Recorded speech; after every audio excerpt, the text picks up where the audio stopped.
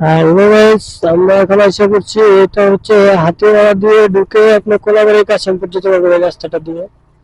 আমি এখন এই রাস্তা ঢুকেছি, আপনাদেরকে রাস্তাটা চিনিয়ে দিই। আমি অবশ্য হাতিবাড়া পর্যন্ত যাবো, এখান থেকে পরে আবার সে করবো।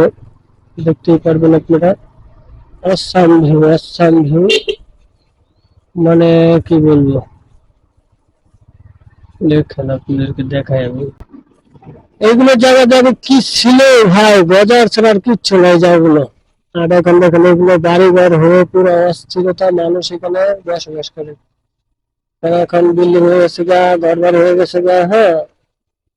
মানে আপনি আসলে এখানে আপনার মনটা জুড়ে যাবে। বুঝতেই পারতেছেন, খেত খোলাগুলো করছে মানুষ, অনেক ভালো করছে এখান দিয়ে।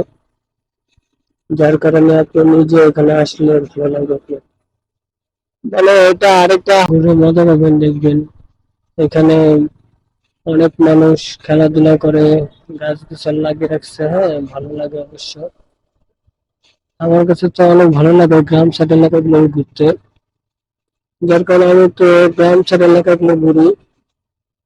সেগুলো আপনাদের যদি কারো ভালো লাগে, কেউ ঘুরতে আসতে চাইলে আমাকে নক করেন, আমি অবশ্যই আপনাদেরকে নিয়ে আসার জন্য চেষ্টা করবো।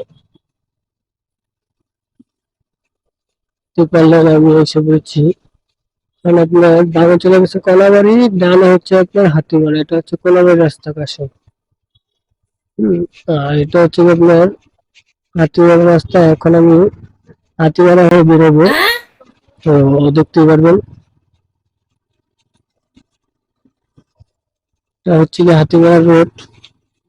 আর যে রাস্তা দেখালাম আপনাদের পিছনে, ওটা হচ্ছে কোলাবাড়ি। আমি অনেক গেছি কোলাবাড়ি রাস্তাগুলো অবশ্য, কিন্তু রাস্তাগুলো এত খারাপ যা বলার বাহিরে। মানে আপনারা না দেখলে বুঝতে পারবেন না। হুম, দেখবেন আপনি। হুম, হুম। হাতিবাড়া এখন কি বলবেন আপনারা? হুম, এটা হচ্ছে হাতিবাড়া স্ট্যান্ড।